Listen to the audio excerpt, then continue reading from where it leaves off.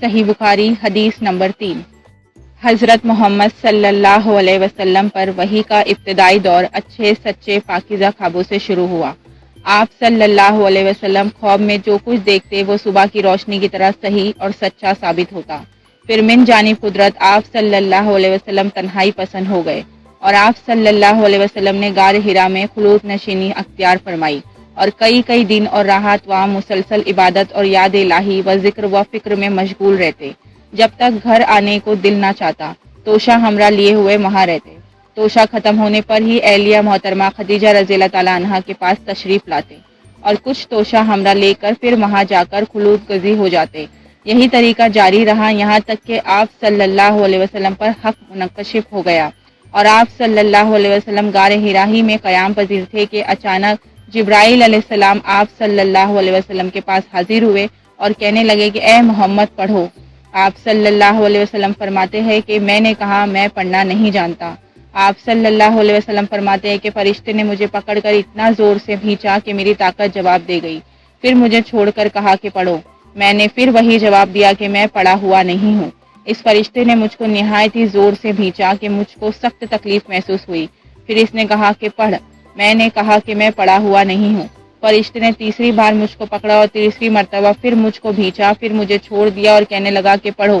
اپنے رب کے نام کی مدد سے جس نے پیدا کیا اور انسان کو خون کی پھٹکی سے بنایا، پڑھو، اور آپ کا رب بہت ہی مہربانیاں کرنے والا ہے۔ پس یہی آیتیں آپ صلی اللہ علیہ وسلم کو جبرائیل علیہ السلام سے سن کر اس حال میں غار حرا سے واپس ہوئے کہ آپ صلی اللہ علیہ وسلم کا دل اس انوکھے واقعے سے کانپ رہا تھا۔ آپ صلی اللہ علیہ وسلم خدیجہ رضی اللہ تعالیٰ عنہ کے ہاں تشریف لائے اور فرمایا کہ مجھے کمبل اڑا دو، مجھے کمبل اڑا دو۔ لوگوں نے آپ صلی اللہ علیہ وسلم کو کمبل اڑا دیا۔ جب آپ صلی اللہ علیہ وسلم کا ڈر جاتا رہا تو آپ صلی اللہ علیہ وسلم نے اپنی زوجہ محترمہ خدیجہ رضی اللہ تعالیٰ عنہ کو تفصیل کے ساتھ یہ واقعہ سنایا اور فرمانے لگے کہ مجھ کو اب اپنی جان کا خوف ہو گیا ہے۔ آپ صلی اللہ علیہ وسلم کی اہلیہ محترمہ خدیجہ رضی اللہ تعالیٰ عنہ نے جب آپ صلی اللہ علیہ وسلم کی دراز بندھائی اور کہا کہ آپ کا خیال صحیح نہیں ہے، اللہ کی قسم آپ کو اللہ کبھی رسوا نہیں کرے گا۔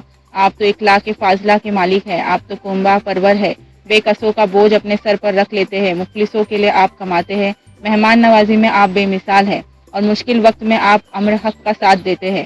ایسے اوصاف حسن والے انسان یوں ہی بے وقت ذلت و خواری کی موت نہیں پا سکتا۔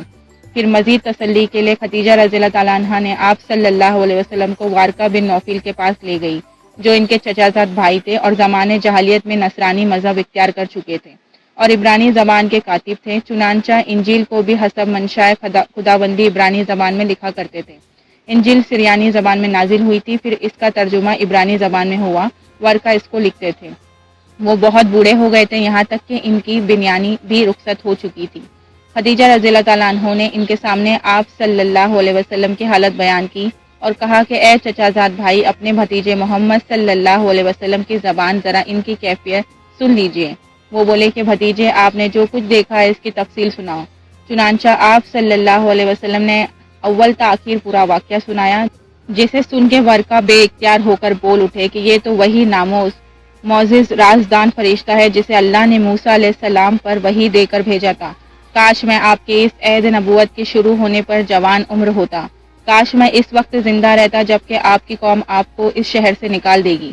رسول اللہ صلی اللہ علیہ وسلم نے یہ سن کر تعجب سے پوچھا، کیا یہ لوگ مجھے نکال دیں گے حالانکہ میں تو ان میں صادق و امین مقبول ہوں؟ ورقہ بولا، ہاں یہ سب کچھ سچ ہے، مگر جو شخص بھی آپ کی طرح امر حق لے کر آیا لوگوں اس کے دشمن ہی ہو گئے۔ اگر مجھے آپ کی نبوت کا وہ زمانہ مل جائے تو میں آپ کی پوری مدد کروں گا۔ مگر ورقہ کچھ دنوں کے بعد انتقال کر گئے۔ پھر کچھ عرصے تک وحی کی آمد موقوف رہی۔ صحیح بخاری حدیث نمبر 3۔